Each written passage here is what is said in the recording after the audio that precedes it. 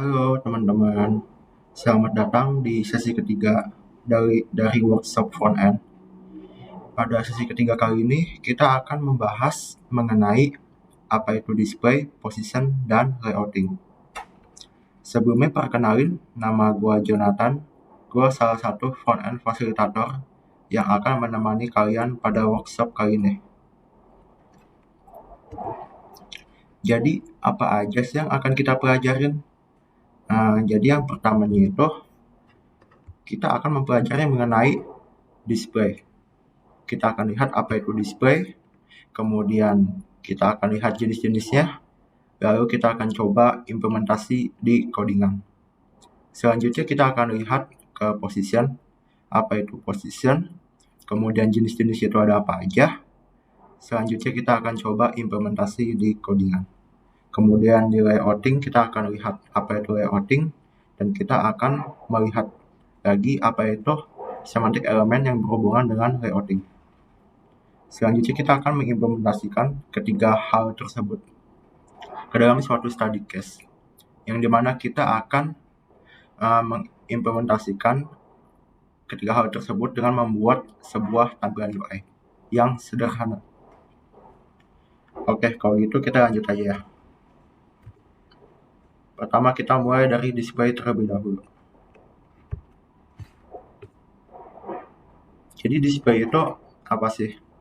Display itu adalah bagaimana kita mengspesifikkan bagaimana elemen kita itu seharusnya itu ditampilkan. Jadi contohnya itu seperti ini.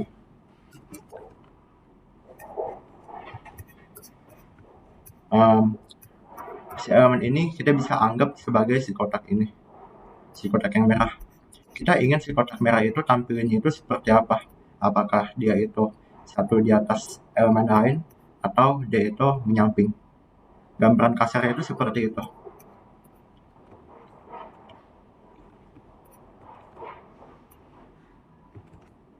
Kemudian si display itu sendiri itu merupakan properti dari CSS.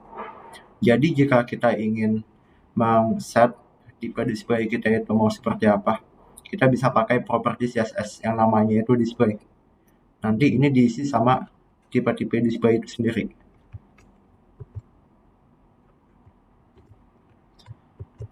Nah, untuk tipe-tipe display itu sendiri sebenarnya itu ada banyak. Cuman yang gue tampilin di slide ini cuma sekitar 7 aja. Dan tentu saja display-display ini punya peran-perannya sendiri. Tapi yang bakal kita bahas di sesi ini adalah 4 ini terlebih dahulu. Karena 4 ini itu merupakan menurut gue itu merupakan tipe-tipe display yang fundamental yang seenggaknya harus kita mengerti terlebih dahulu. Lanjut aja, kita akan mulai dari inline. Jadi inline itu apa sih? Dari namanya aja, inline itu artinya itu di dalam baris, yang artinya dia itu tidak langsung membuat baris baru. Jika kita lihat pada contoh di bawah, mereka itu memakai tipe display inline. Jadi mereka itu tidak langsung membuat baris baru, melainkan mereka itu menyamping sampai di mana mereka udah mentok, mereka baru turun. Kemudian tentunya saja ketika kita memakai inline, kita ada beberapa properti CSS yang tidak bisa dipakai. Salah satunya itu ada lebar dan tinggi. Jadi seperti pada contoh ini aja, kita nggak bisa ngeset tingginya mau seberapa, tinggi kotaknya mau seberapa, lebar kotaknya mau seberapa, kita nggak bisa ngeset, melainkan tingginya itu relatif terhadap si konten itu sendiri. Kemudian tag-tag HTML yang memakai display inline sebagai defaultnya itu ada banyak sih. Cuman yang dicontohin di sini cuma 3. Span, A, dan IMG. Kemudian untuk display block itu tidak seperti inline. Dia itu tidak menyamping. Melainkan dia itu selalu membuat baris baru. Seperti pada contoh di bawah, mereka itu disetting display-nya itu sebagai block. Jadi dia itu konten yang ada di sebelahnya itu bukan ada di sini, melainkan dia itu ada di bawahnya. Dan juga dengan menggunakan blok kita bisa ngeset beberapa properti CSS atau sebagian besar mungkin yang tidak bisa di-set atau yang tidak bisa dinyalakan jika menggunakan inline. Contohnya itu kita bisa ngeset lebarnya itu seberapa pada elemen yang menggunakan display block. Contohnya seperti pada gambar di bawah. Panjangnya bisa di-set. Kemudian ada beberapa tag HTML yang default value display-nya itu adalah display block. Contohnya itu ada div p, form, header, section, sama footer. Biasanya kita sering pakai tuh yang div ya. Kemudian selanjutnya inline block. Apa sih itu? Ini tuh merupakan gabungan dari inline dan block. Inline-nya itu di mana sih? Inline-nya itu ada di bagian tidak langsung membuat baris baru. Dia kagak langsung membuat baris baru seperti pada blok, melainkan seperti pada inline, dia itu menyamping terlebih dahulu. Pas sudah mentok, baru dia turun. Itu inline-nya. Sementara part bloknya itu ada di mana sih? Bloknya itu ada di bagian ketika kita itu ingin mengeset sebagian besar properti CSS yang tidak bisa di-set pada inline. Contohnya seperti lebar, tinggi, itu kita bisa set dengan inline block. Oke, itu untuk inline block. Selanjutnya untuk display none. Nah, dari katanya aja sendiri, ini artinya itu kita kagak nampilin deh. Artinya elemen kita itu kita kagak mau tampilin. Ini contohnya ya. Ketika kita set display none pada kotak tengah ini, nanti si kotak tengah ini akan menghilang seperti pada gambar di bawah. Kemudian konten-konten yang ada di sebelahnya itu akan bergeser seolah-olah si kotak tadi itu benar-benar udah nggak ada lagi gitu. Kemudian apa sih bedanya display none sama visibility hidden? Kalau display none itu dia itu akan bertindak seolah-olah si kotak yang sudah di display none itu nggak ada. Jadi konten yang di sebelahnya bisa bergeser. Sementara pada visibility hidden, konten-konten yang di sebelahnya itu akan bertindak seolah-olah si konten yang di visibility hidden itu sendiri itu masih ada. Kayak invisible gitu, cuman sebenarnya wujudnya itu masih ada. Makanya dia kagak bisa geser. Oke, langsung saja kita praktekkan. Kita langsung aja buka VS Code kita. Kemudian kita bikin aja file baru. Anggap aja nama itu display.html. Seperti biasa kita generate dulu tag HTML ya. Kemudian kita akan coba satu per satu. Pertama kita mulai dulu dari inline.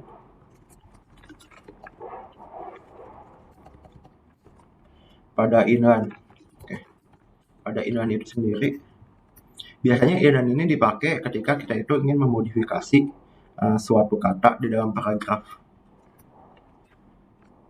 Kita buat dulu aja paragrafnya. Cara gampangnya kita pakai lorem. Kemudian biasanya ini kita pakai inline ketika kita itu ingin memodifikasi suatu kata atau ketika kita itu ingin meng-highlight suatu kata. Anggap saja di sini itu kita ingin meng-highlight kata pacere. Seperti yang kita tahu, si inline itu kan punya default tag HTML ada banyak kan. Salah satunya itu ada span. Span ini yang biasa seringkali dipakai ketika kita ingin memodifikasi inline. Langsung saja kita praktekkan. Misalkan kita ingin memodifikasi kata ini, adipct. Langsung saja kita bungkus sama tag span.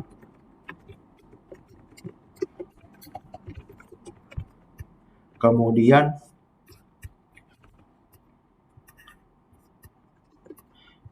kita set stylenya itu, habis itu kita set colornya itu sebagai merah karena kita ingin meng-highlight. Kemudian kita bisa tampilkan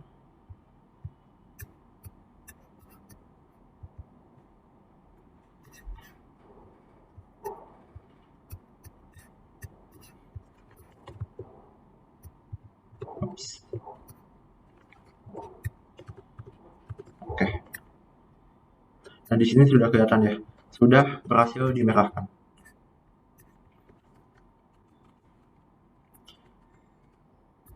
Itu untuk inline. Kemudian selanjutnya kita akan pindah ke blok.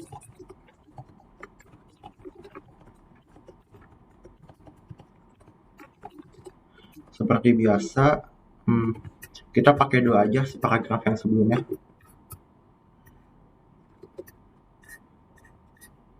Ini kan masih span kan, kalau misalkan kita lihat lagi, dia itu masih sama seperti yang di atas. Ceritanya nih kita ingin membuat si yang merah-merah ini itu berada di baris baru. Kalau misalkan kita masih mau pakai span, kita tinggal set aja di style ya, display block. Kalau misalkan kita kagak mau ganti spannya, kita bisa langsung aja set display block di dalam stylenya. Ketika kita print, nah dia akan langsung membuat baris baru.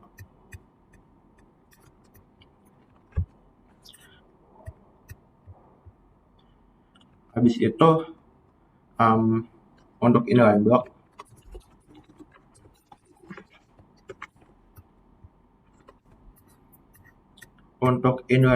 kita akan coba memakai kotak ya.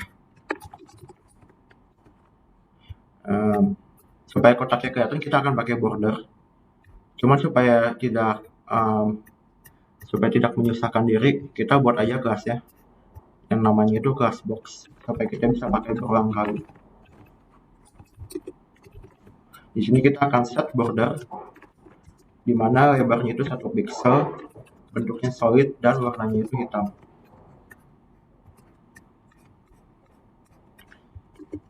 Kemudian kita kasih aja kelasnya di sini box. Kita akan coba buat, oh iya, sebelum itu boxnya itu mesti dikasih tinggi sama lebarnya dulu ya.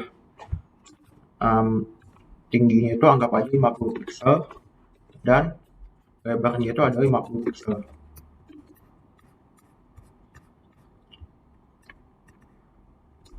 Kemudian kita coba pakai 3 blok. Oke. Oh ya, sebelumnya kita namain dulu ya masing-masing supaya kagak pusing ntar.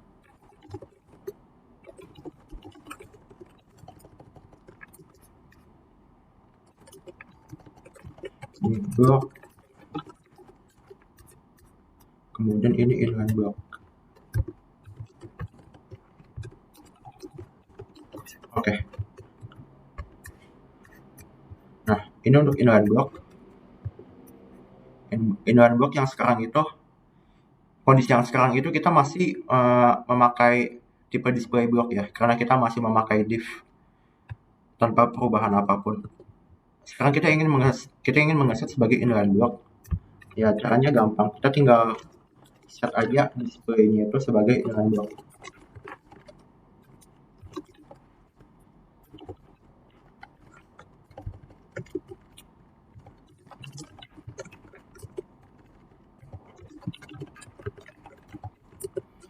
Nah, setelah itu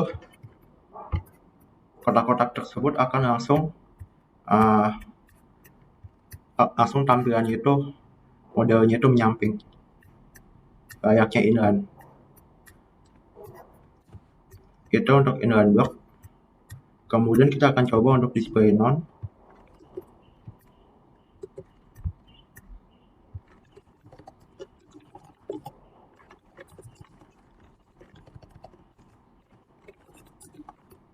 Kita masih akan memakai 3 box yang tadi.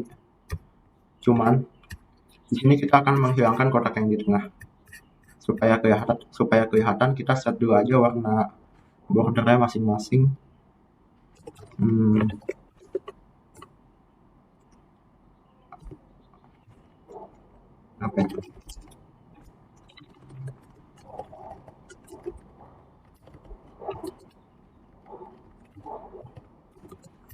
Yang kiri merah, yang tengah hitam, sama yang kanan hijau.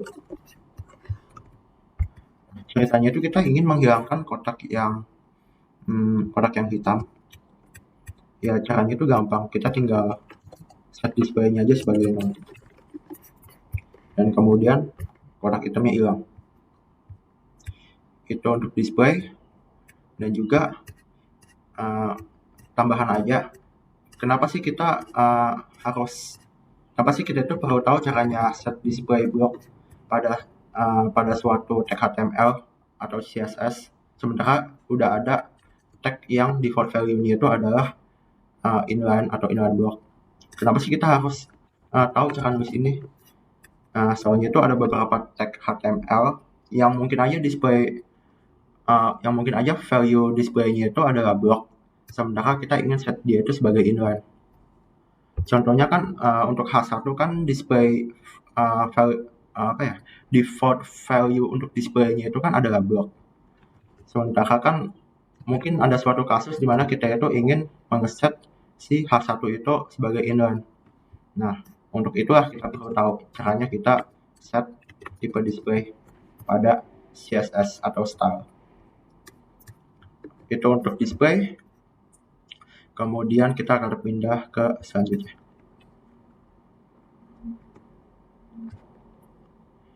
Oke, selanjutnya kita akan masuk ke position.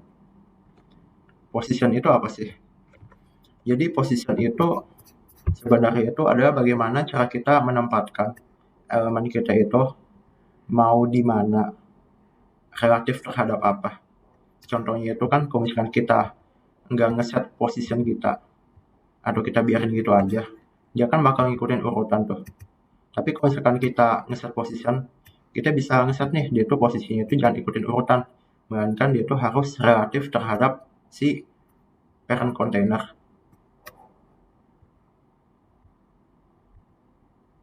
Sehingga dia itu bisa ditempatkan overlapping dengan konten yang sebelumnya. Itu gambaran kasar untuk position. Tentu saja untuk set position itu sendiri, kita bisa pakai property CSS. Karena memang position itu merupakan property CSS. Kemudian yang dalam sini kita bisa isi tipe-tipe position. Untuk tipe-tipenya itu ada apa aja, kita akan lihat selanjutnya. Jadi tipe position ini itu cuma ada 5. Ini aja. Ada static, relative, absolute, fixed, dan sticky. Secara satu persatu kita akan lihat mulai dari static. Oke. Untuk static itu sendiri itu sebenarnya nggak ada yang spesial. Walaupun kalian kagak ngeset position apa-apa di elemen kalian, ya default positionnya itu adalah static. Artinya dia itu bakal mengikuti urutan, dan dia itu nggak bakal bisa dan dia itu nggak bakal bisa diposisikan sesuka kita seperti jika kita memakai jenis-jenis posisi lain. Kemudian karena dia itu mengikuti order dan kita kagak bisa sesuka kita memposisikan dia, maka otomatis kita itu kagak bisa ngeset atribut top, bottom, left, dan right. Ini itu apa? Ini itu berfungsi untuk ngeset posisi dia itu mau seberapa jauh dari posisi relatif dia. Seperti itu. Untuk static itu sendiri kita nggak bakal bisa gunain ini. Contohnya itu ini ya. Jika kita pakai position static atau kita kagak pasang position sama sekali, ya dia tuh bakal mengikuti order gitu kan. Mengikuti urutan.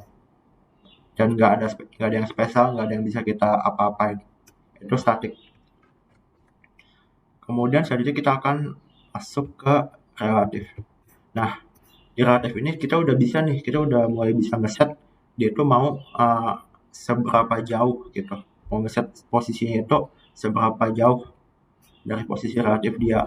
Karena sekarang pada posisi relatif ini dia udah punya relatifnya nih. Dia udah tahu dia tuh relatifnya itu terhadap posisi normal dia yang di sini. Kalau pada statik kan kita tuh nggak tahu tuh dia itu relatif terhadap apa, maka dia itu cuma ngikutin order doang. Tapi kalau misalkan relatif itu, dia udah tahu nih, dia itu mau relatif terhadap apa, sehingga dia itu bisa ngeset topnya itu mau seberapa jauh, sama leftnya itu mau seberapa jauh. Nah, relatif ini kan relatif terhadap posisi normal dia. Sementara selanjutnya ada yang namanya position absolute. Jadi position absolute ini apa sih? Ini itu jadi elemen kita itu diposisikan relatif terhadap ancestor terdekat kita yang sudah diposisikan. Jadi anggapannya gini nih, ini kan kotak kita nih. Awalnya kan kotak kita ada di tengah kan, seperti pada yang sebelumnya kan. Awalnya kan kotak kita di sini nih. Habis itu ketika kita posisikan sebagai absolute, nah sekarang dia itu relatif terhadap si parent yang sudah diposisikan.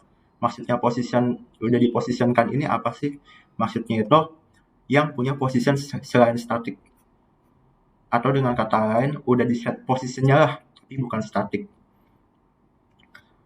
Nah, pada contoh kali ini kan parent yang udah diposisikan yang terdekat kan si parent yang warna hitam ini kan, yang parent yang ini yang aku garisin. Nah, karena ini udah diposisikan, otomatis absolute itu akan mengikuti si parent ini nih, karena dia tuh udah terdekat dan juga dia udah diposisikan itu. Tapi kalau misalkan ternyata si kontainer yang hitam ini itu belum diposisikan, atau dengan kata lain static gitu kan, ya dia itu nggak bakal relatif terhadap si hitam ini gitu. Dia itu bakal relatif terhadap si body dokumen. Body dokumen itu yang tag body ya, yang biasa kita tulis di HTML, tag body.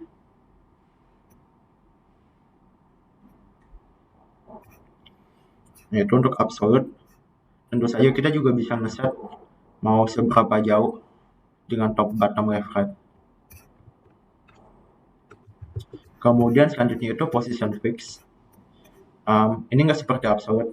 Dia itu relatifnya itu terhadap si window browser, terhadap browser window.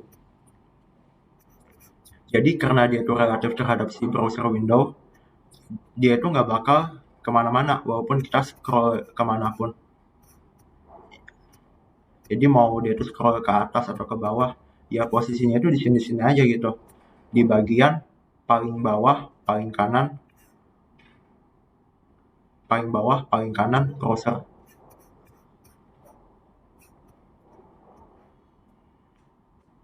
Dan juga dia itu juga bisa di set top, bottom, left, right ya. Ini itu paling kanan dan paling bawah browser, karena aku ngesetnya itu bottom 0 sama right 0. Itu untuk position fix. Kemudian sticky itu sebenarnya itu merupakan gabungan dari 3 posisi, atau bisa dibilang ini adaptif, tipe posisi yang adaptif, karena tergantung kondisi, yang dimana ketika dia dipasangkan di suatu tempat, itu posisinya itu awalnya bakal relatif. Kemudian ketika dia tuh misalkan itu scroll ke bawah, kan dia makin lama makin naik sampai nempel ke sisi browser dong. Sampai nempel ke sisi browser dong. Habis itu ketika dia udah nempel, ya dia tuh posisinya bakal berganti menjadi fix. Jadi dia tuh nggak bakal bisa gerak ke atas lagi. Dan kemudian ketika dia udah sampai di sisi paling bawah kontainernya dia, ketika dia udah sampai posisi paling bawah kontainernya dia, udah nempel nih, nah dia tuh bakal berganti posisi menjadi absolute gitu. Dan juga kita juga bisa ngeset ya top, bottom, left, right-nya. Oke, sebelum itu kita akan coba untuk position. Langsung saja kita balik ke Visual Studio Code kita. Kita buat aja file baru, namanya itu position.html. Seperti biasa kita akan generate dulu HTML. Selanjutnya kita akan coba satu persatu. Kita mulai dari static.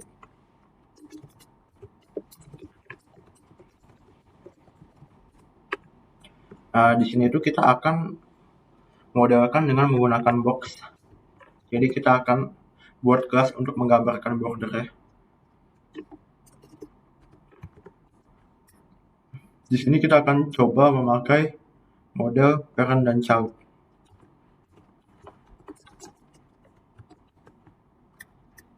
Di mana parent itu kita akan set bordernya itu 2 pixel, solid, dan merah.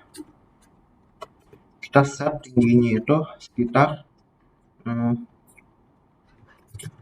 pixel dan lebarnya itu sekitar 800 pixel. Kemudian untuk child box-nya kita akan coba set bordernya itu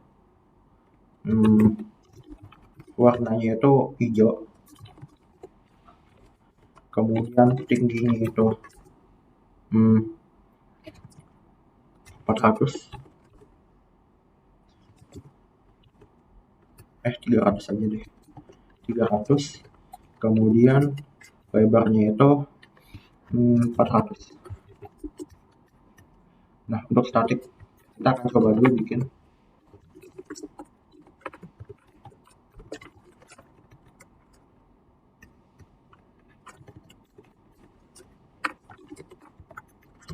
Di dalam parent ini kita akan buat 3 child seperti ini.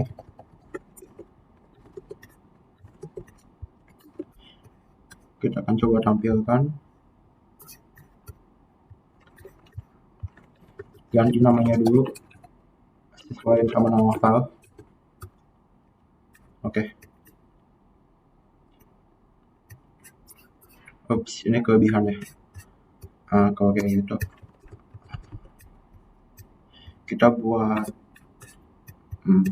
oh ya,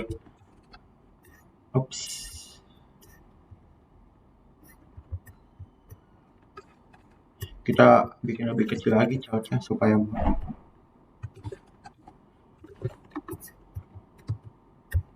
selanjutnya kita set aja jadi inline block supaya menyamping.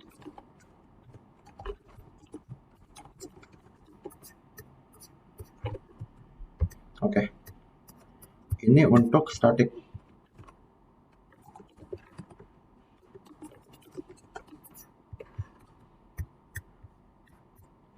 Nah, static ini ketika kita kagak ngasih tipe position apa-apa, atau jika kita set positionnya itu static,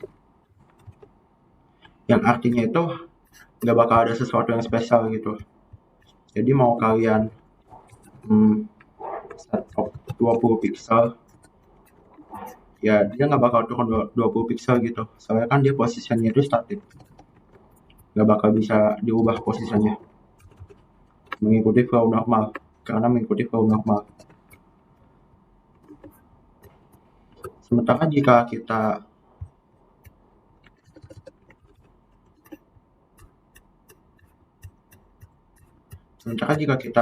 membuat untuk position relatif,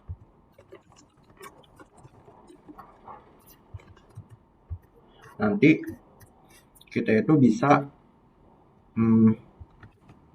menggeser si kotak yang sudah kita set posisinya relatif. Contohnya, kita contohin aja. Misalkan kita ingin menggeser kotak yang di tengah.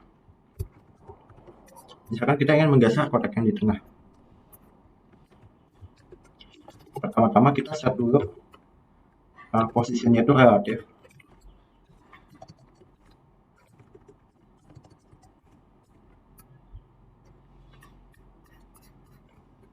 Nah, setelah di posisi relatif, itu bakal otomatis relatif terhadap si posisi normal dia, yaitu di sini. Kemudian karena dia udah relatif terhadap posisi normal dia, kita bisa set mau seberapa jauh dari top, misalkan 20 pixel. Nah, dia udah bergeser sejauh 20 pixel. Dia udah bergeser sejauh 20 pixel dari posisi relatif dia. Itu untuk relatif. Selanjutnya kita akan coba untuk absolute.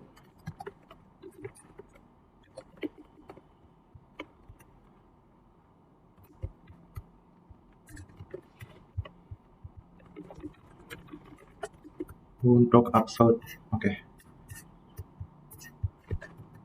Kan kalau relatif kan dia terhadap posisi normal dia. Sementara kalau absolute, dia itu bakal relatif terhadap parent-nya dia atau pendahulu-pendahulunya dia yang terdekat, dan posisinya itu sudah diposisikan dan bukan statik. Kita contohin aja ya. Ini kan misalkan kita ingin memasang position absolute di kotak yang di tengah.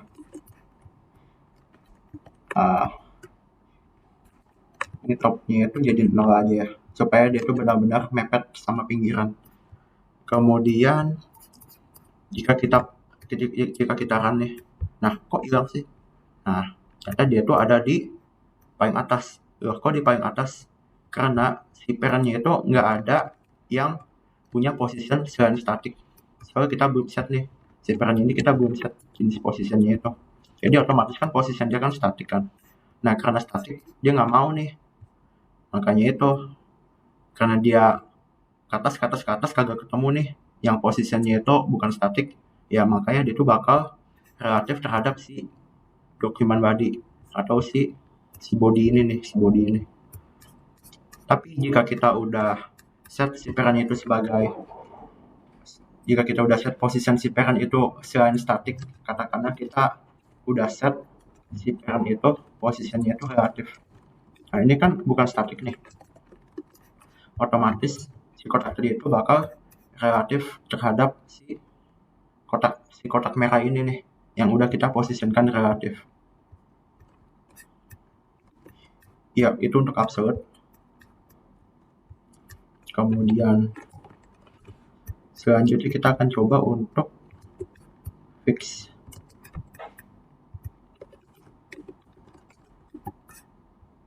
Untuk fix itu sendiri, dia tuh bakal relatif terhadap browser kita.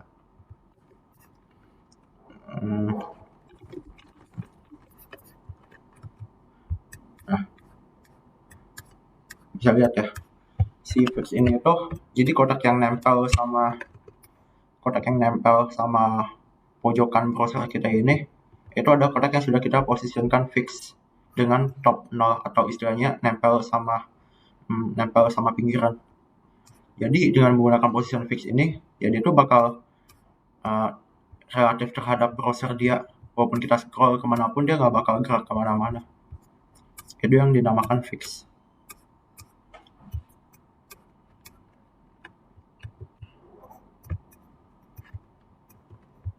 Kemudian selanjutnya kita akan coba ke sticky. Ini fixnya itu aku hapus dulu.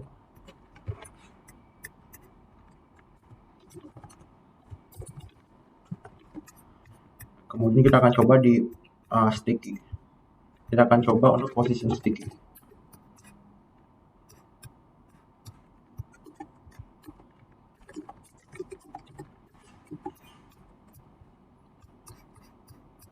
Kita stickykan kotak yang di tengah tadi. Nah, ini kurang tinggi. Bentar.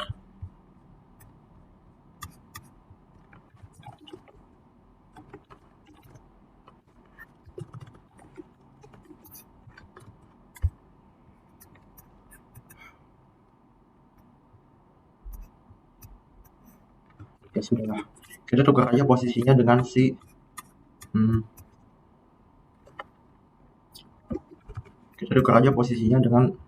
posisi fix. Oke. Jadi ini untuk ini ya. Jadi ini untuk si sticky.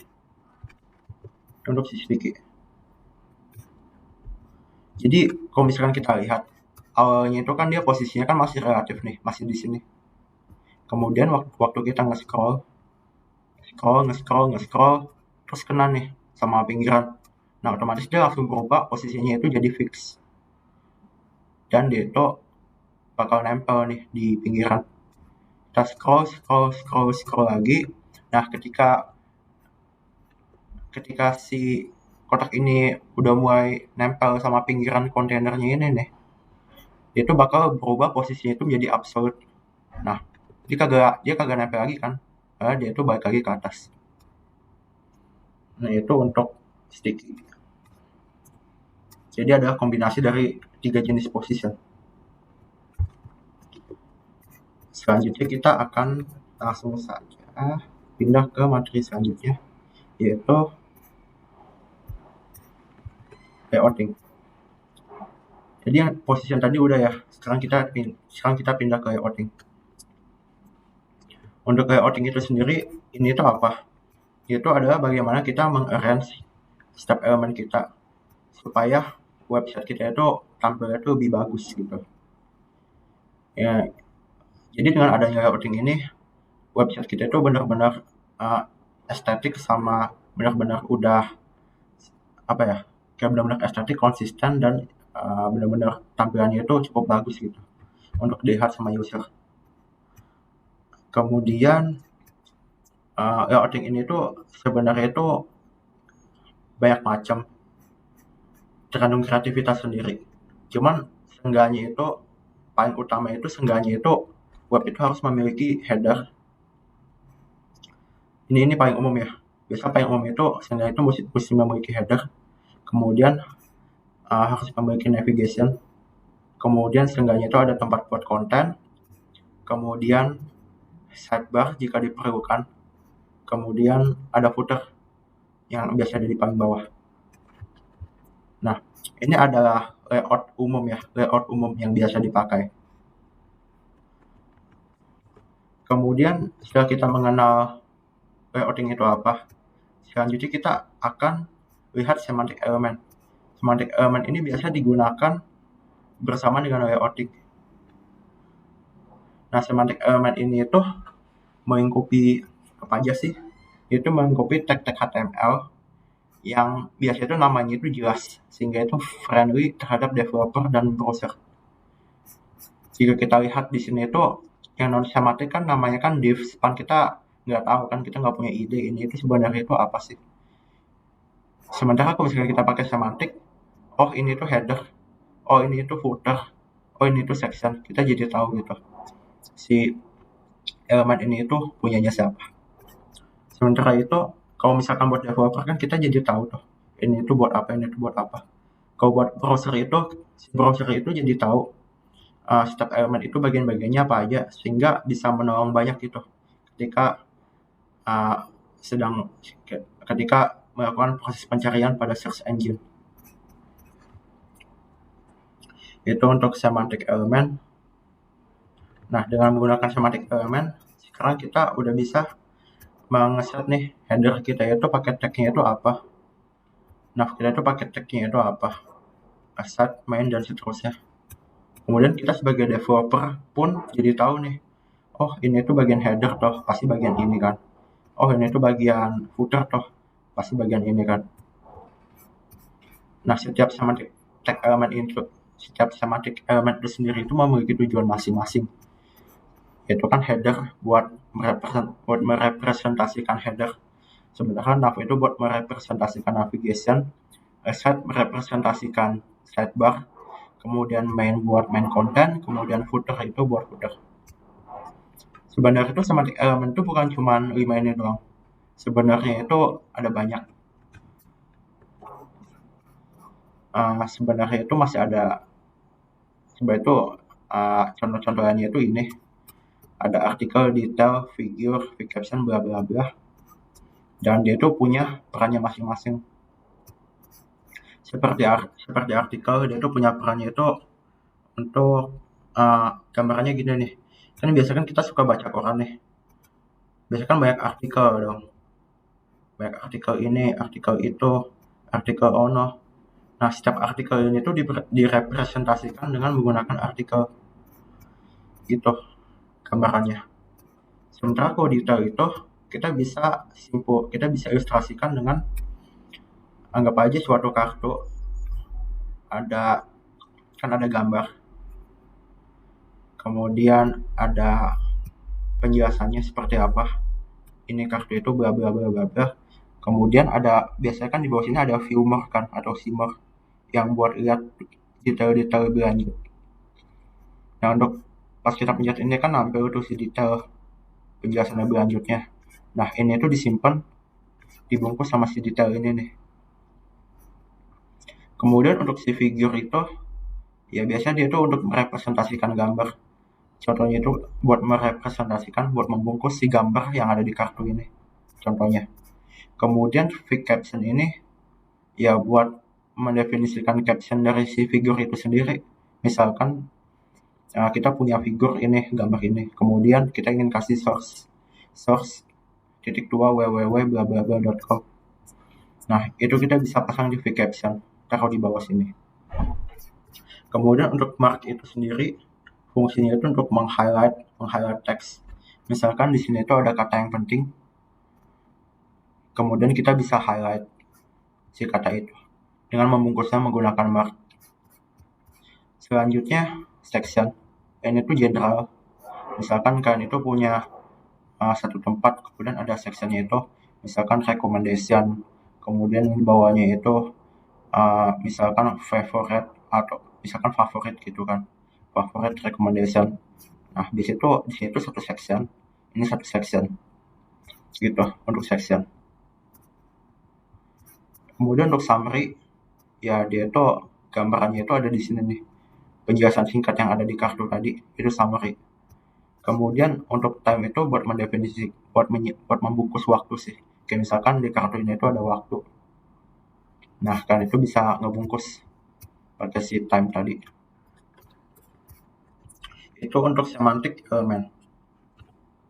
Ini contohnya ya. Ini salah satu contoh page website yang yang menggunakan semantik elemen dalam layoutingnya. Ada header buat bagian atas sama footer buat bagian bawah. Kemudian untuk main content-nya itu dibungkus sama main, yang di dalam main content itu terdiri dari artikel yang dibungkus lagi sama artikel. Kemudian ada sidebar. Di sidebar itu ada beberapa section, ada section share sama section recommended, dibungkus masing-masing sama beberapa section. Yaitu untuk kegunaan semantik elemen dalam page asli. Oke. Setelah itu kita akan coba untuk mengimplementasikan semua hal yang tadi kita udah pelajarin ke dalam satu study case.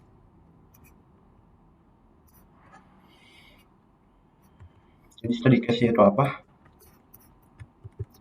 Jadi intinya itu kita diminta untuk membuat suatu tampilan UI. Tampilan UI mengenai homepage dari website penjualan mobil. Tampilan homepage dari website penjualan mobil. Nah, singgahnya itu mesti terdiri dari apa aja sih? Palingan header. Ada header yang isinya itu ada nama toko mobil dia, kemudian ada navigation yang bisa ngarah ke home, about, car list, sama contact. Kemudian ada sidebar yang terdiri dari list mobil yang populer. Kemudian ada konten yang isinya itu ada berita-berita terbaru. Kemudian ada footer yang isinya itu cuma copyright doang. Oke. Setelah itu kita langsung aja masuk ke VS Code kita.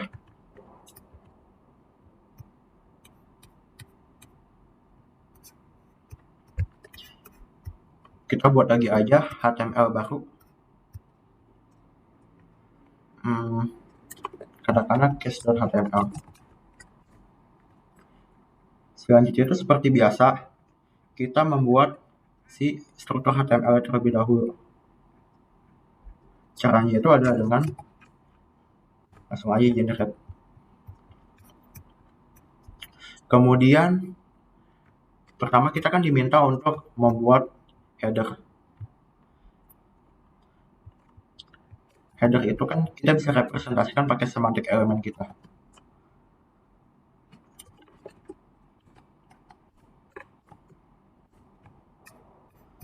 Kita langsung aja pakai semantik elemen header. Oke. Setelah itu header kita itu mau diisi apa aja sih? Seperti yang tadi udah dijelasin pada soal case, header kita itu mau diisi sama nama toko. Cuman pada kali ini kita kagak akan isi nama toko aja, kita juga akan mencampurnya dengan logo toko. Nah, pertama-tamanya itu kita import dulu si logonya itu. Di sini itu gue udah sediain gambar logonya, bisa langsung aja dipakai. Tapi kalau misalkan kalian masih belum punya, kalian bisa pakai logo kalian sendiri, bebas. Pertama-tamanya itu kita akan mulai dari mengimport si logo.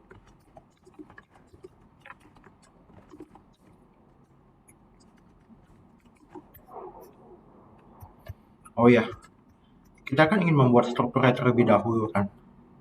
Nah, karena kita ingin melihat apakah strukturnya itu udah benar atau kagak, biasanya kita tambahkan border. Kita bikin aja kelas baru buat ngebikin bordernya. Katakanlah nama kelas itu mark. Kemudian set bordernya. Katakanlah 2 pixel solid.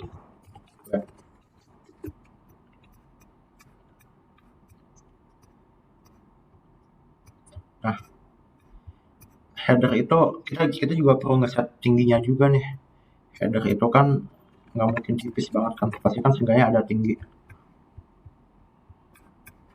Jadi kita bikin style khusus buat header yang dimana kita set tingginya itu sebesar kira-kira berapa ya, 100 pixel lah. Kita tampilin bersampingan aja, ganti namanya sesuai sama nama file. Nah,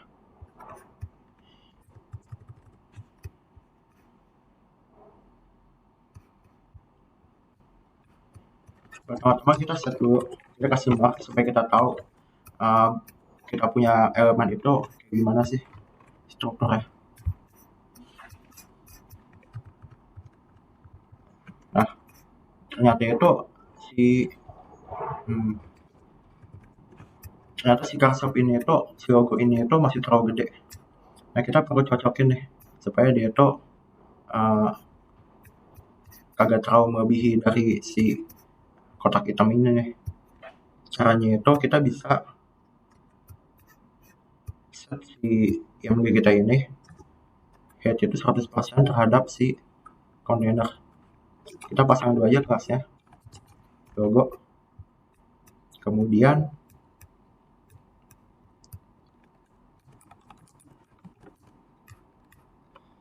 kita set heightnya itu 100%. Sekarang sudah kecil dan kagak melebihi si hitam-hitam tadi. Kemudian supaya lebih indah lagi kita pasang margin left supaya nggak terlalu ke pojok. Kita pasang margin left itu sekitar 10 pixel aja cukup. Selanjutnya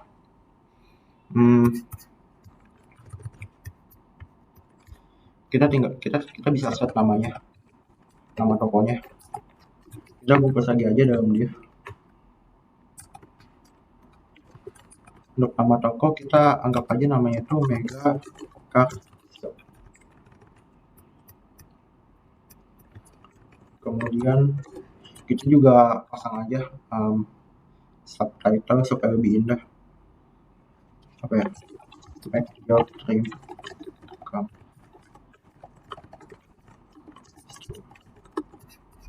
Kita lihat dulu. Nah,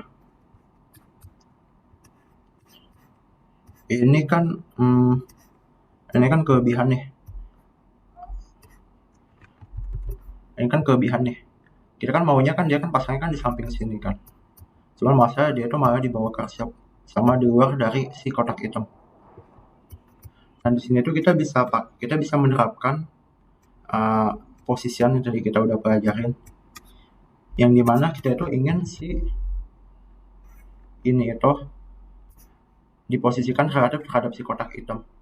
Kemudian kita geser dia sekitar seberapa persen gitu dari kiri. Pertama-tama kita bisa kasih dulu aja namanya itu katakanlah nama untuk si kotak ini itu adalah brand. Katakanlah namanya itu brand. Kemudian kita kasih style. Nah, kita itu posisikan dia itu absolute. Nah, absolute. Karena kita set absolute, berarti si kotak hitam ini itu kita mesti posisikan relatif. Berarti si header ini kita posisikan relatif. Dan juga karena dia tuh pengen di pojok atas, maka dia tuh kita tinggal set aja topnya itu 0. Dan kita tinggal geser ke kiri supaya kagak terlalu nempel sama logo, sekitar 40%. Oke. Sekarang masalah kedua itu ini tuh terlalu lebar. Masalah kedua itu ini terlalu lebar, kita ingin sempitin. Caranya itu gimana? Ya, kita kasih aja class namanya itu title sama class namanya itu subtitle.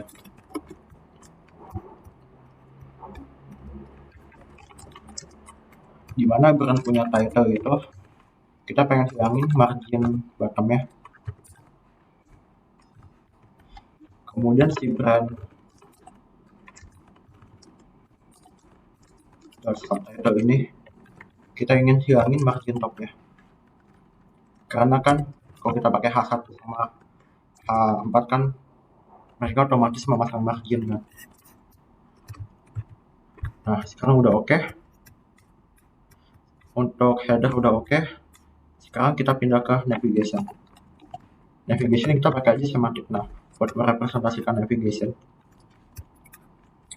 Kemudian kita biasa membuat navigation dengan menggunakan unordered tools ya. Cara bikinnya itu kita tinggal pakai ul, kemudian wishlistnya kita pakai wi. Kemudian untuk proses link kita bisa pakai anchor tag. Jangan lupa kasih href. Di sini tuh ada 4 macam. Yang pertama itu kan ada home. Kemudian selanjutnya itu ada car.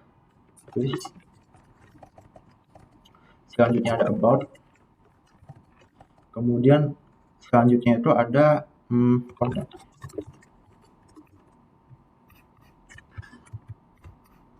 Oh ya, jangan lupa kasih mark ya supaya kelihatan strukturnya.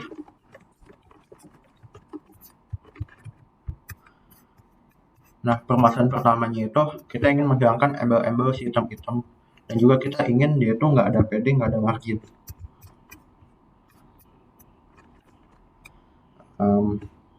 Ini untuk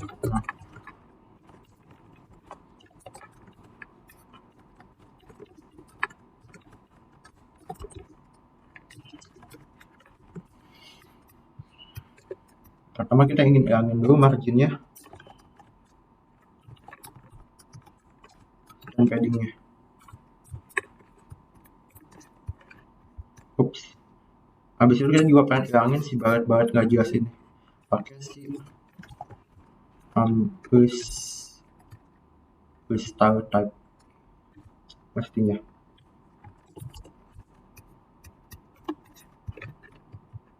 Oke. Sekarang dia tuh udah oke, udah hilang embel-embelnya.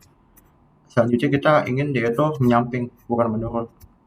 Caranya itu kita tinggal set floatnya itu ya.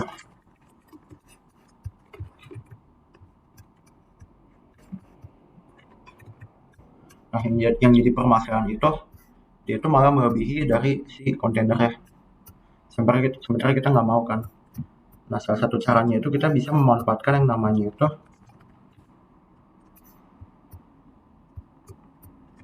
block formatting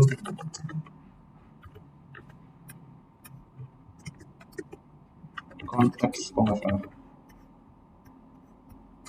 Nah, dengan kita pakai block formatting konteks ini, nanti Word yang dengan kita pakai block formatting konteks, kita bisa mengatasin Word item yang melebihi dari si kontainer. Langsung aja kita praktekkan.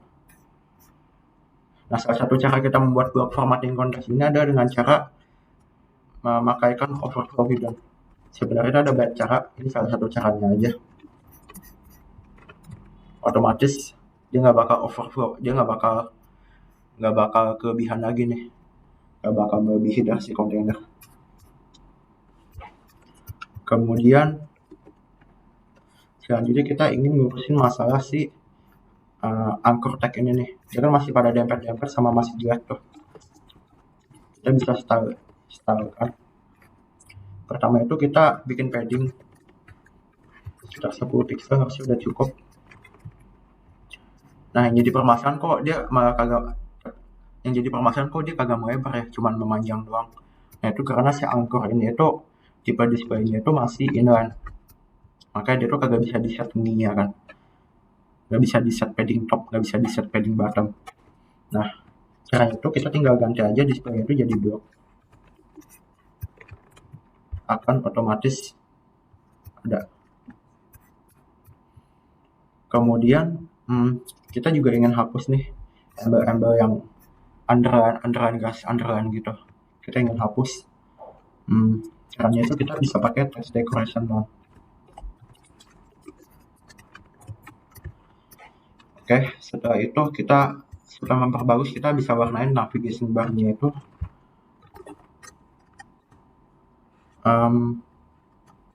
berapa aja dark cyan. Jangan dark cyan, apa yang bagus ya? Royal blue lah.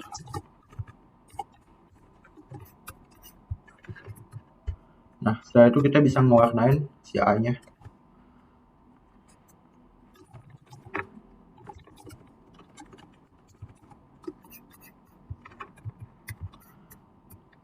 Selanjutnya kita bisa kasih fitur kalau misalkan dia tuh hover, sebenarnya dia tuh mesti nunjukin gitu si usernya itu lagi milih tombol itu. Kita set background colornya itu jadi lebih gelap, kayak blue gitu. Nah, untuk navigation udah oke. Kemudian kita juga perlu memperindah lagi.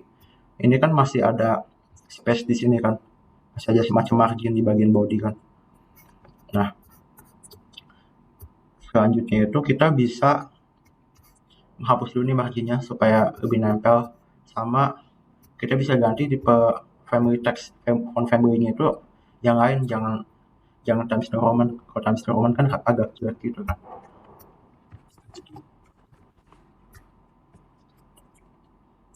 Pertama kita bisa set marginnya itu 0. Oke.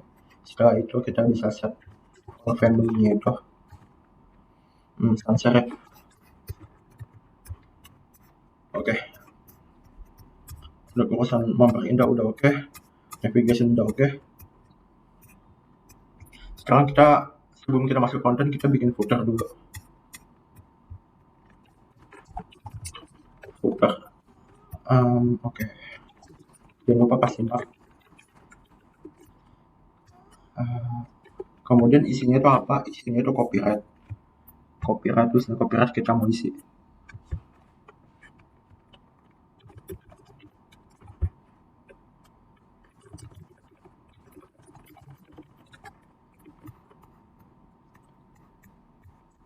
Nah, sekarang kita tinggal styling aja si footer.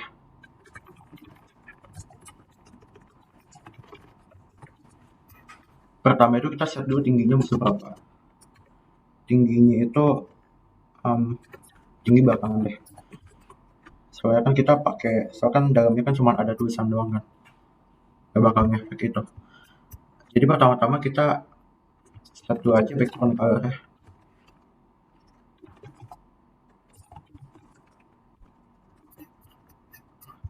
Dark dulu. Kemudian kita ganti warna teksnya jadi putih.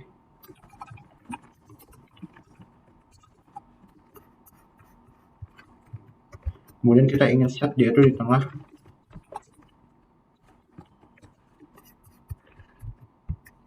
Kemudian kita ingin set tingginya. Nah, kalau misalkan dalam ini cuma teks doang nih, satu cara itu kita bisa pakai line height. Kalau misalkan kita pakai height doang, gak bakal ngefek. Harus pakai line height. Kemudian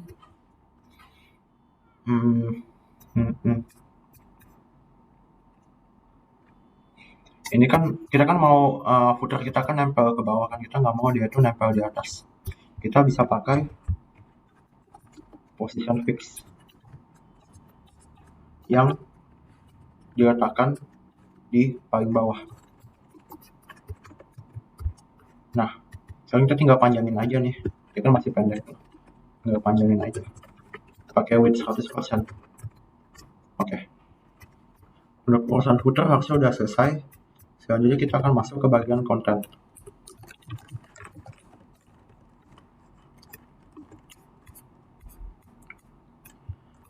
Ceritanya itu kita ingin membuat konten kita itu di sini itu bagian navigation. Bukan navigation. Ini tuh bagian sidebar.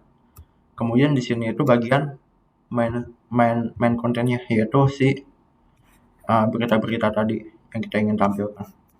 Jadi di sini itu bakal isinya itu adalah list mobil favorit. Kemudian di sini itu isinya itu adalah berita-berita yang kita ingin tampilkan. Yang kita ingin set sekarang itu modelnya seperti itu. Sebenarnya itu banyak cara. Di sini kita akan coba implementasi dengan menggunakan position.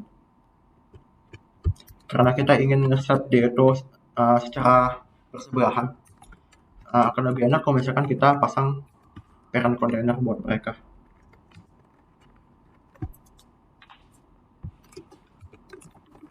Kita namakan dulu aja namanya container. Kemudian namanya kita bisa kasih semantic element si aside untuk merepresentasikan si sidebar, sama main untuk merepresentasikan si main content. Selanjutnya itu si container asset. Oke. Kita mulai dulu aja dari asset. Untuk asset itu sendiri kita kan ingin ingin kasih wish car yang favorit kan, car favorit yang ada di toko itu. Nah, pertama-tama kita bisa bikin section khusus untuk si mobil favorit.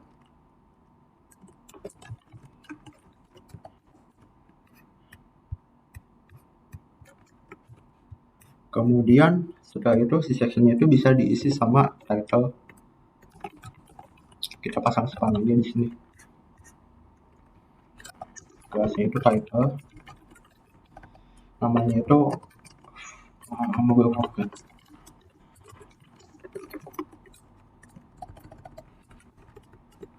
Setelah kita udah buat title ya,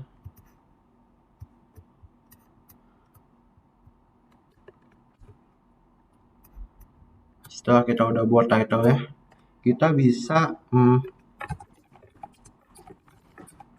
kasih item-item mobil-mobil yang ingin ditampilkan. Di sini tuh kita namakan item yang isinya itu ada satu mobil yang ingin ditampilkan. Kemudian di dalam sini itu terdiri dari apa aja sih? Ada IMG, yaitu foto mobil. Foto mobil itu gue udah sediain di sini, jadi tinggal diambil aja nanti.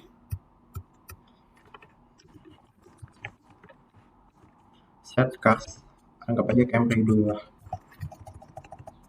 Kemudian CMG ini udah oke. Selanjutnya itu kita kasih sampai buat ngejelasin nama mobil itu apa sama harganya itu berapa.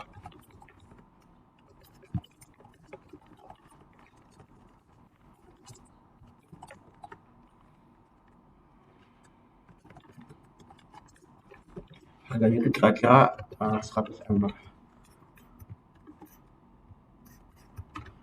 Sekarang kan masih berantakan. Nah, kita akan rapihin dengan CSS. Untuk kontainer. Kemudian ini untuk aside. Aside itu dalamnya itu ada sudah favorit. Kemudian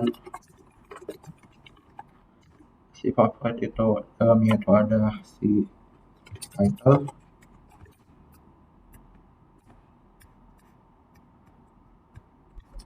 Kemudian juga ada si item.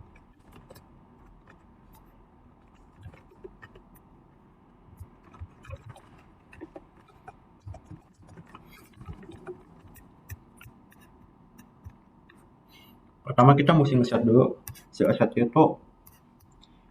Kita mesti ngeset lebar si aside-nya itu, lebar si sidebar-nya itu. Di sini kita bakal set lebarnya itu aja. Soalnya kalau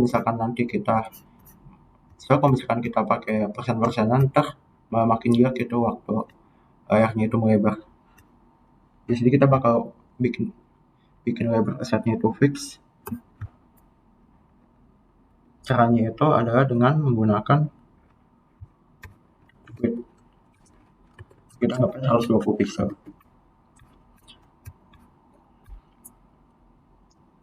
Oke. Setelah itu otomatis si itemnya itu kita juga akan ngeset lebar itu sebagai 120 pixel juga.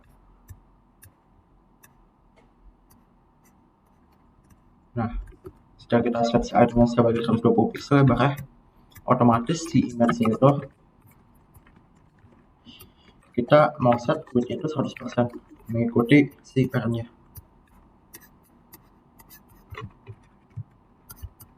Oke. Oh ya.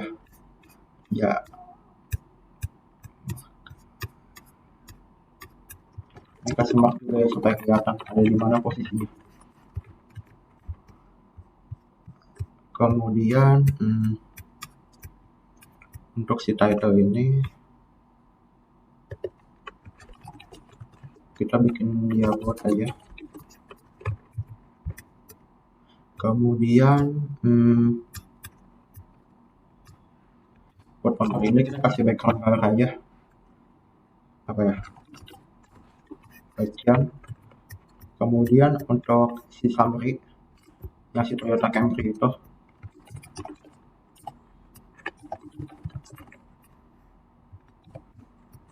kita ingin dia itu tulisannya agak kecil.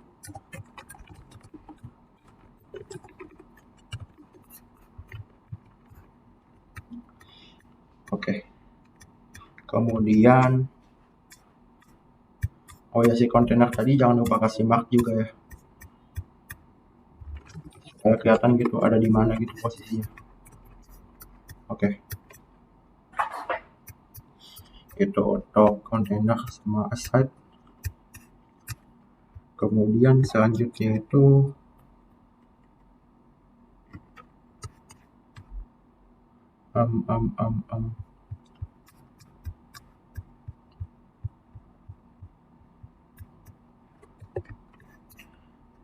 kita kasih aja dulu mobilnya minimal 3 mobil.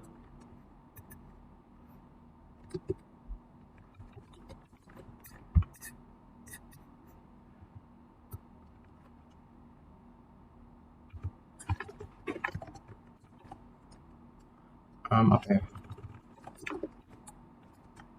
Rolls-Royce,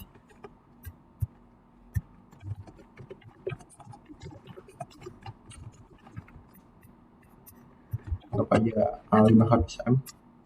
Kemudian Subaru, anggap aja 200 M.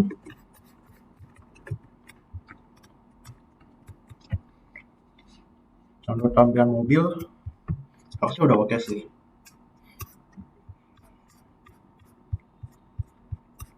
Kemudian selanjutnya itu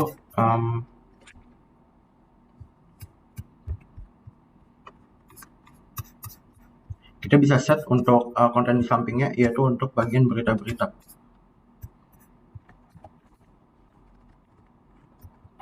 Nah, kan kita ingin si main itu di sampingnya kan.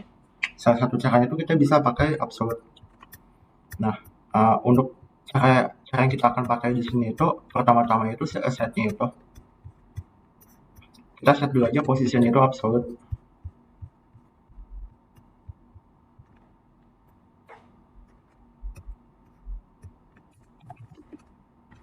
Posisinya itu absolute, dan dia itu bakal relatif terhadap si kontainer. Kita posisikan dia itu relatif. Oke. Kemudian kita juga, karena kita ingin meletakkan dia di posisi paling atas, kita pasangin topnya itu 0. Oke. Nah, dia itu melebihi kontainer ya. Ini kita bisa abaikan dulu, karena kita nggak terlalu mau fokus di situ. Sekarang kita itu ingin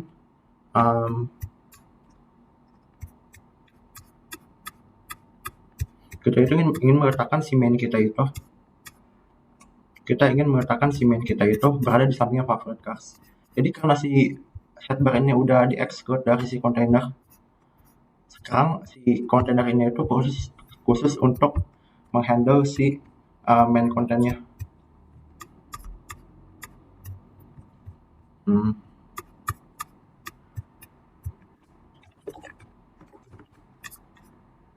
Main.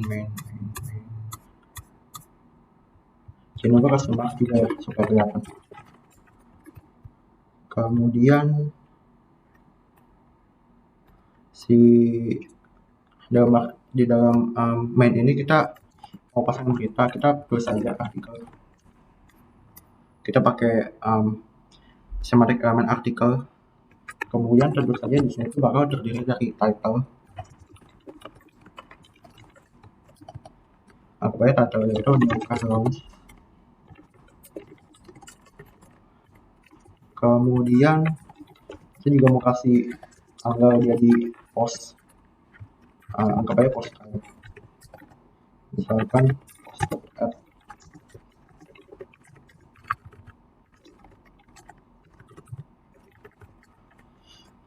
Habis itu kita pasang untuk menyimpan si konten si postnya itu.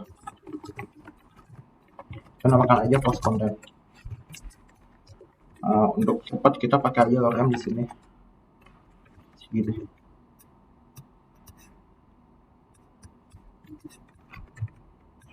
Nah, yang jadi permasalahan itu kan dia malah nimbal kan sama si favorite cars.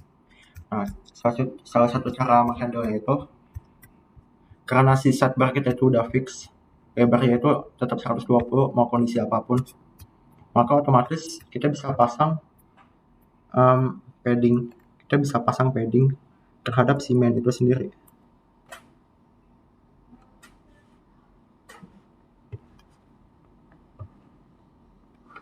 Nah, untuk padding kita akan pakai 4 value. Yang pertama mulai dari top, pengen 10 pixel paddingnya, right 10 pixel, bottom 10 pixel, kemudian left nih, left 120 tambah 10, 130 pixel. Nah, ini sudah lumayan bagus. Kemudian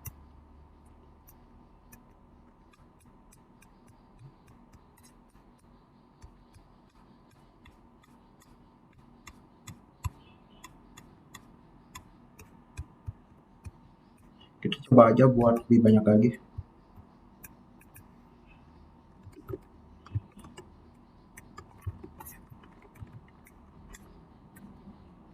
Nah, ini kan masih jelek nih, masih belum di setting ya. Judulnya itu mau seberapa besar, Habis itu untuk yang post-it itu musuh berapa besar kita belum setting, kita styling aja dulu.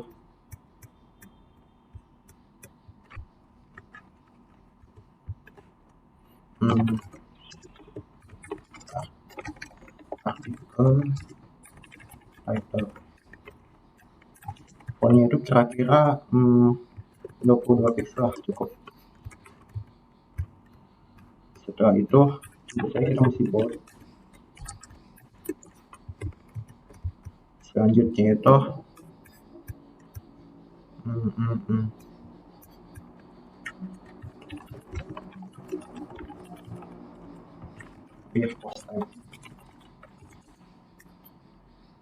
post time itu kita bikin aja display itu blok karena kita itu ingin dia itu ada di baris baru.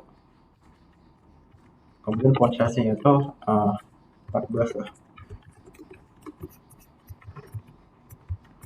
Selanjutnya itu untuk si post content.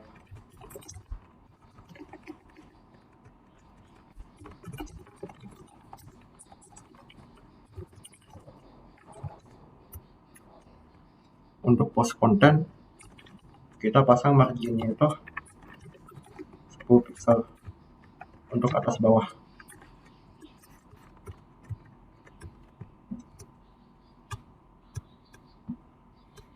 Nah, untuk ini udah oke. Selanjutnya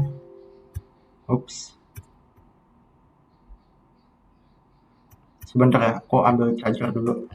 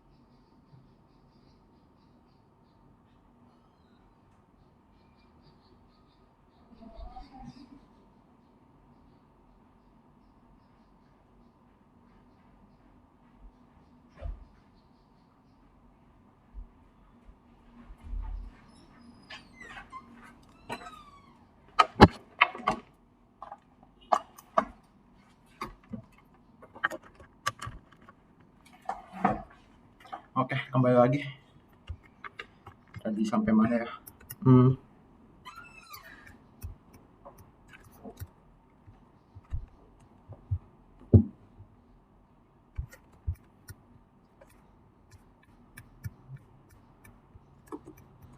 Oke, jadi sampai main artikel ya.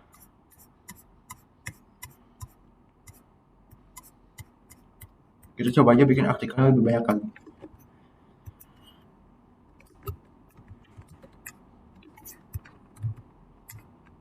Nah, yang jadi permasalahan kan tulisan di bawah sini nggak kelihatan kan. Nah, kita bisa kasih aja padding bottom pada si main supaya seenggaknya itu tulisan yang paling bawah itu kelihatan.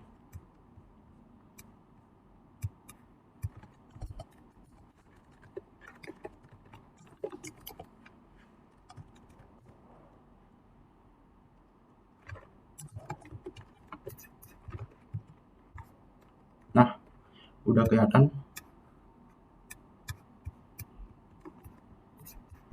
Kemudian selanjutnya itu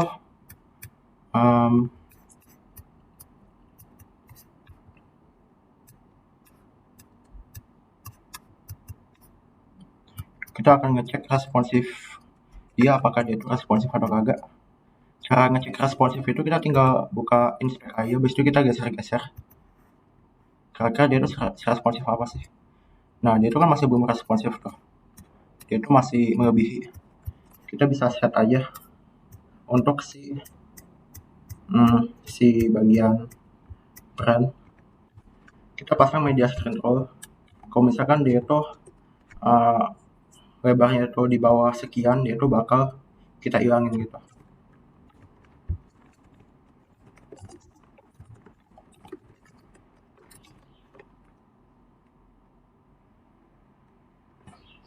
Hmm, 400 pixel. Kemudian ketika dia itu udah lebih kecil dari 400 pixel, dia itu bakal display, dia itu nggak bakal nge-display. Kita set aja displaynya itu 0.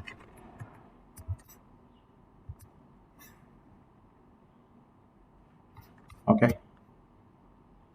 Habis itu selanjutnya yang ingin kita coba itu, kita ingin membuat si nav-nya itu, seenggaknya itu sticky.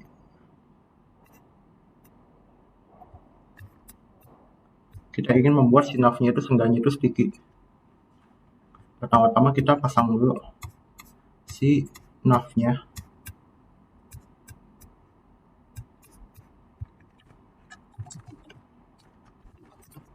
Position sticky. Selanjutnya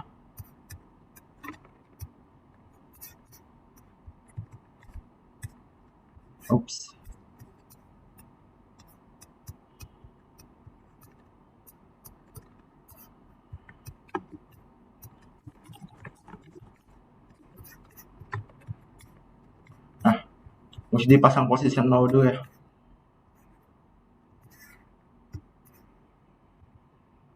Mesti dipasang top 0 dulu, baru dia itu benar-benar berpengaruh. Nah, jadi permasalahan kan dia ada di belakang konten-konten tuh. Kita bisa set supaya dia itu di depan konten-konten dengan Z index. Kita ingin dia itu selalu di paling depan, mau kontennya itu apapun. Kita pasang aja 1000.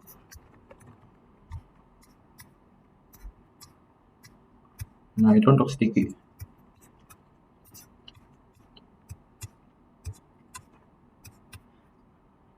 Sampai sini harusnya itu udah oke sih kita punya. Harusnya udah cukup responsif dan sudah oke. Berarti sekarang kita udah bisa ngilangin si mark kita. Kita udah bisa hilangin ini.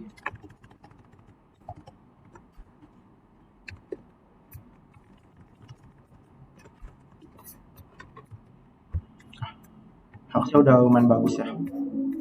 Ini nanti gampang sih bisa dikasih padding. Harusnya udah oke sih. Oke, itu untuk UI kita. Seenggaknya harusnya udah memenuhi semua sih. Semua kriteria-kriteria. Oke, kita akan lanjut.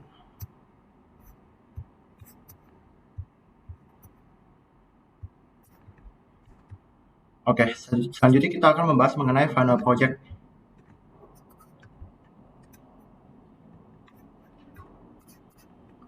Jadi,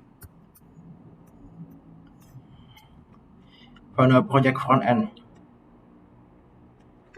Jadi untuk memastikan bahwa kalian itu benar-benar udah paham sama workshop yang udah kita kasih, kalian itu mesti submit final project ya.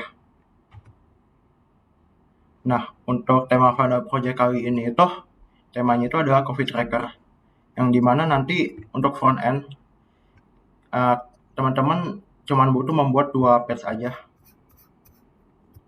Ada homepage sama page list provinsi. Untuk homepage itu sendiri itu isinya itu adalah overview atau ringkasan dari statistik COVID di Indonesia secara keseluruhan. Kemudian untuk provinsi itu nanti display itu terbagi-bagi tiap provinsi. Misalkan provinsi A itu berapa summary-nya, provinsi B itu berapa positif summary-nya atau positif atau kematian segala macam. Dan juga untuk provinsi page ini sendiri itu juga mesti menerapkan search bar. Jadi kan tuh mesti bisa nyari provinsi berdasarkan nama gitu. Kemudian ini untuk tampilannya ya. Yang tadi kan home ini home-nya nih. Ini gambaran kasarnya. Sebenarnya itu kalian itu bebas mau apa ya? Sebenarnya kalian itu kagak perlu mesti persis sama kayak yang di sini. Itu kreativitas kalian. Cuma seenggaknya itu mesti mengengkupi apa yang diminta. Kayak misalkan harus ada total cash positif, recover sama debt, itu mesti ada. Sama hal-hal yang dibutuhkan lainnya seperti pada ini. Jadi intinya itu untuk bagian halaman home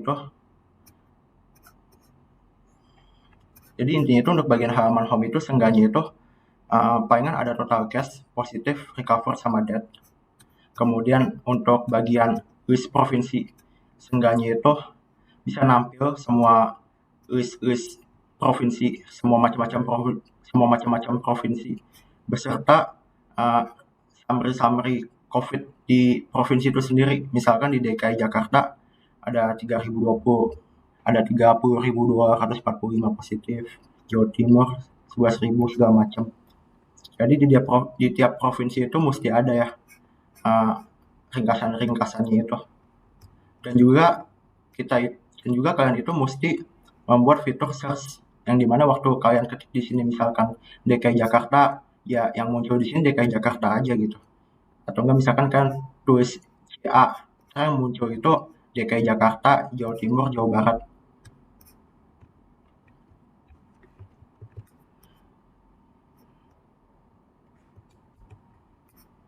Kemudian untuk ngambil datanya itu sendiri, kalian bisa pakai API kawalcorona.com. Ini untuk ngambil si Indonesia, ini untuk tiap provinsi.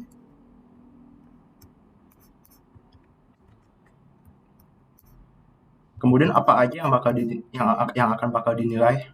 Yang pertama itu UI-nya itu mesti bagus. Itu pasti. Kemudian nggak boleh nge-implement third party library seperti Bootstrap atau jQuery. Kalian cuma boleh implementasi apa ya? Soalnya kan sama workshop ini kan kita nggak pakai Bootstrap sama jQuery sama sekali kan. Jadi kalian juga kagak boleh pakai nggak boleh pakai framework seperti itu juga. Mesti benar-benar pure berdasarkan apa yang udah dipelajarin gitu. Kemudian website itu juga mesti responsif ya. Jadi mau width apapun, mau selebar apapun, macam-macam lebar, itu benar-benar tampilan itu nggak boleh berantakan. Kemudian untuk load data dari API itu untuk load data from API, cuman boleh load data dari API ya. Kemudian display-nya itu udah mesti benar. Kemudian juga mesti mengimplement live search. Jadi waktu kan ketik di sini, misalkan ketik A, ya langsung otomatis ke search gitu, nggak perlu mencet tombol. Itu yang dimaksud. Kemudian jelasnya mesti show loading indikator supaya kelihatan kalau misalkan emang lagi proses fetching data. Kemudian aturan-aturannya itu, yang pertamanya itu nggak boleh plagiat ya, nggak boleh copy jawaban orang. Kemudian submitnya itu mesti sebelum deadline. Kalau misalkan submitnya setelah deadline, kita nggak bakal proses. Kemudian untuk fetch data itu cuma boleh dari API yang kita sediain, yang 2 link tadi, nggak boleh yang lain. Kemudian apa aja yang bisa kalian lakukan? Yang pertama itu kan bisa diskusi sama teman. Diskusi sama teman itu masih boleh, cuman nggak boleh copy ya. Kemudian kalian bisa nge-improve UI kalian sendiri. Kalau misalkan kalian emang merasa tampilan ini itu, wah ini kayaknya kurang seret nih sama pemikiran gua, ya kalian boleh improve sih. Yang penting tuh asalkan apa yang diminta itu ada. Kayak misalkan total cash-nya ada, hasil tiap provinsi ada, sama fitur search-nya itu ada.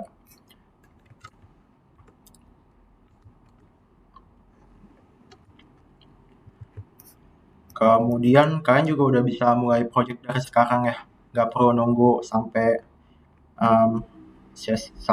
akhir nanti. Kemudian untuk cara submisinya itu kita bakal lewat GitHub. Jadi ntar submitnya itu secara private di GitHub.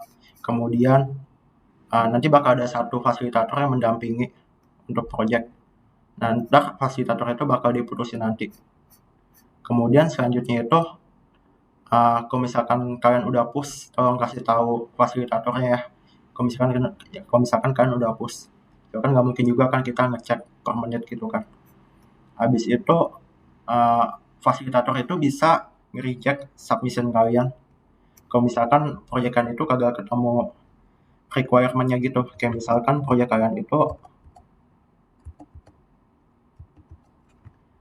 proyek kalian itu malah kagak ada list positif atau list kematian. Kalau misalkan salah satu itu nggak ada, itu bisa di-reject ya. Soalnya kan kagak memenuhi requirement.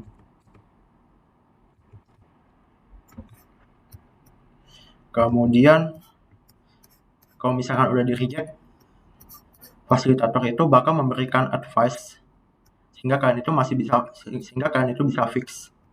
Kemudian kalian bisa push lagi. Jadi kalau udah di-reject bukan artinya akhir dari segalanya ya. Kalian masih bisa memperbaikin lagi. Kemudian setelah udah diperbaikin, kalian bisa repost lagi. Kemudian di-review lagi sama kita.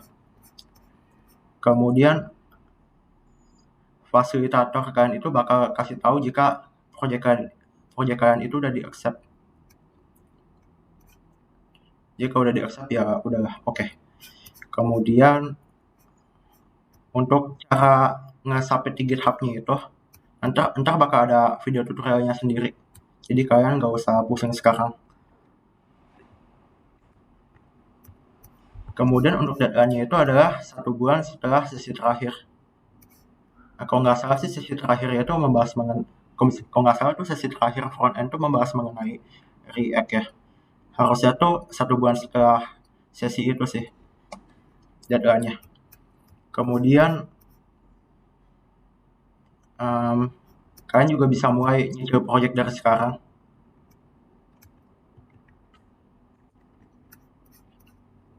Dan selanjutnya itu jika founder project kalian itu udah di-accept, kemudian attendance kalian itu full, nanti kalian bisa dapat sertifikat dari DSC.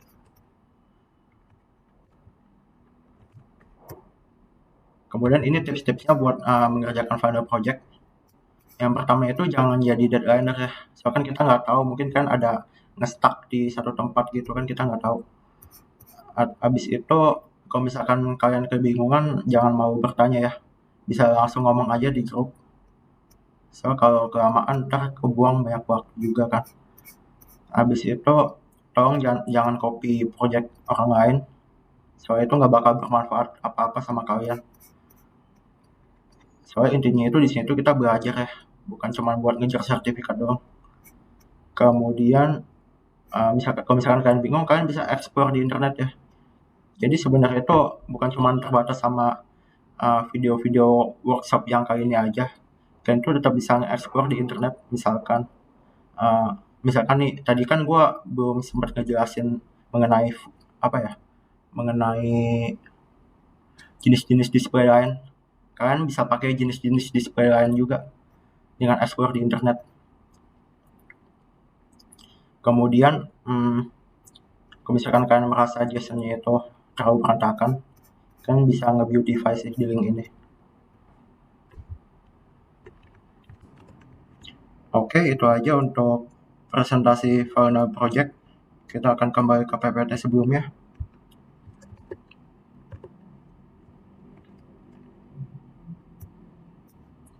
Nah, silakan mengisi attendance dengan men-scan barcode atau copy linknya, isi formnya untuk membuktikan kalian sudah hadir.